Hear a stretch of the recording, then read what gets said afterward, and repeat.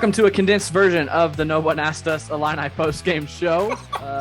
Little technical difficulties known as the host not pressing record on the Zoom. So we are condensing our postgame show today. Illinois beats Northwestern 59-56 in Evanston. Moved to 15-5, 8-2 in the conference, 9-10, 2-8 in the conference for Northwestern. Kofi Cockburn led the way, 22 points, 9 rebounds. For the Illini, Alfonso Plummer had 9, Trent Frazier with 6, RJ Melendez with 6, DeMonte Williams, Brandon Podjemski with 5, Jacob Grandison, Coleman Hawkins, Omar Payne with 2. Rough shooting night for the Illini, especially from 3, 5 of 18 from 3. That's a big concern for Illinois moving forward. But Kofi back in the lineup. Illinois gets a close win. What do you think, Logan? Kofi was huge. I mean, that was the difference maker. I don't know how this game would have gone had he not been in the lineup. Saw my tweet. Yes. Maybe if he was there, they would have had a different game plan and things might have gone differently, but nothing else was working tonight. There was no other offense. They were not making shots. They were struggling. Northwestern was hitting shots. It wasn't like Illinois was playing bad defense. So had Kofi not been there, I truly have no idea how this game would have ended. I mean, we figured if he plays, this is at least a double-digit game. If he doesn't play, it's a close win. He played and it was a close win. So yeah, again, it's just another night in the Big Ten. Illinois did not have Kofi or Curbelo on Tuesday night this past week, and they beat Michigan State. Now they get Kofi back, and you barely squeak by Northwestern. There's just not a tough game in this conference. So happy you come out with a win, a game on the road. It's going to be nice going into this next stretch of about 3 games coming up that are going to be pretty tough for Illinois. So glad Kofi was there. Definitely helped propel them, because I'm not sure what else they had going for them that would have got them that far.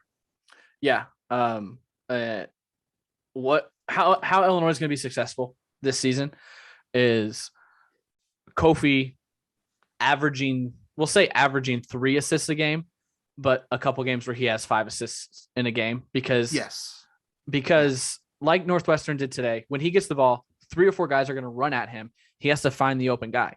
Now, the open guy has to complete the assist. Plummer, Grandison, and Frazier need to start hitting threes.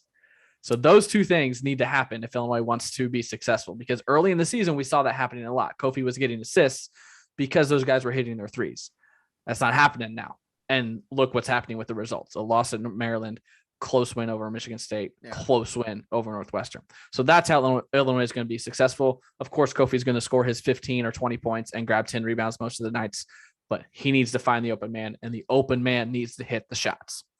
Another big thing from the Northwestern game, the freshmen got some run. RJ Melendez, Brandon Podjemski, and Luke Goody, all 3 played pretty significant minutes. Podjemski's came late in the game. Melendez played pretty much the entire game for 16 minutes. I think you're right. Yeah. 16 minutes for RJ Melendez. And who Luke we Goody, haven't seen in eons, it seems like. Right. Luke Goody came in early and struggled with 2 turnovers and 2 fouls, so he didn't play as much. It was Melendez and Podjemski late in the game.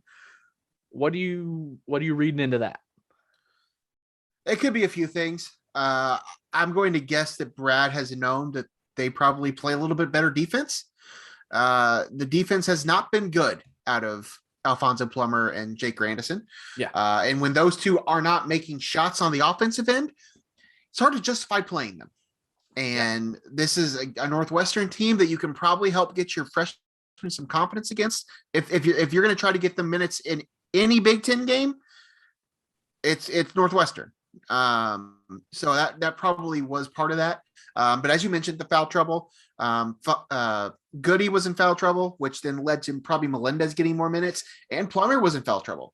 So when he wasn't on the court, they had to go somewhere else. And Podjemski is another guard that can hit a 3 and plays some good defense. So I don't know that that's going to translate into them picking up more and more minutes down the stretch. It could. I mean, if they just prove that they're just better defensive players and can hit shots, then maybe. But you saw it at the end of the game, it was still Grandison and Plummer on the floor and not the freshmen. So Right. it was nice to get them minutes. I wouldn't look too much into it, but it's just sparing. You never know which freshman's going to see time. Yeah. So when Grandison and Plummer are struggling to shoot, they don't bring a whole lot to the team because both of their defenses struggle. They both struggle exponentially on the defensive end. So to bring the freshmen in and for them to play good minutes says a lot about this freshman class. And like you said, he brought Plummer and Grandison in late, better free throw shooters. Alfonso Plummer, one of the best free throw shooters in the country when you need to knock down the free throws. So don't hate that. I think he brought him in with like 2 minutes left in the game. But I like what this freshman class brings. I know we haven't seen a ton of them, but what we have seen, I really like. Pajimski hit a huge three from the top of the key. One of those that I didn't like when he took the shot. I was like, what are you doing? And then it swishes in, nothing but net. And I was like, oh, okay, here he is. Now he did take another one from the corner that wasn't great, but and Luke Goody's was a terrible shot selection. But overall, like what the freshman class brings so far. Hope they stick together. Hope they stick here at Illinois because pair them with the freshman class coming in. And I think it's continuing to grow the foundation of this program. Third thing on my list, DeMonte Williams only had one field goal today. He was 1 of 1 from the field, did go 3 of 4 from the free throw line, but he had 3 assists and 9 rebounds. He had just as many rebounds as Kofi Cockburn today. Tuesday after the game, Tom Izzo said DeMonte Williams is Illinois' version of Draymond Green. Draymond Green averages about 10 points a game, 9 rebounds a game, 8 assists a game. Does it all. He's the guy that keeps this team together. Trent Frazier, we say doesn't get enough recognition, which he doesn't. DeMonte Williams is the unsung hero of this team. Behind the scenes, I think he's a glue guy. On the court, he's a glue guy. He made the play of the game today on that putback dunk. If you haven't seen it, 1:34 left in the game. ESPN and Fox have all already tweeted it out. Kofi misses a jumper. DeMonte, no one boxes him out. No one puts an eye on him. DeMonte comes from the three-point line and skies. And when I say skies, I mean skies over everyone for the putback dunk to put Illinois up by 2, give them the momentum to end and win the game. It was huge. I mean, and that was, you could just see him. You could see his eyes light up. Yep. And he had the lane and he just went. We just had not seen him do that. The last couple of years, he kind of developed into a dead eye shooter, not a lot of volume, but didn't miss. He made 3-pointers when he had the opportunity. That has not happened this year. Granted, they have added Alfonso Plummer. So he probably, Plummer's maybe taking those shots. I don't know if that necessarily translates to that, but the biggest thing for DeMonte is his defense. I mean, we've ranted and raved and yelled about Trent Frazier's defense and whether or not he should be on a Naismith watch list. But the fact that DeMonte can go out there, guard 1 through 5, literally guard 1 through 5, and is oftentimes taking the best or maybe second best player on the opposing team consistently. Yep. And his ability to guard anybody is just huge. So he's going to get you rebounds, 9 of those tonight. He's been usually pretty good about finding Kofi for some assists. Yeah. He's been the best entry pass guy.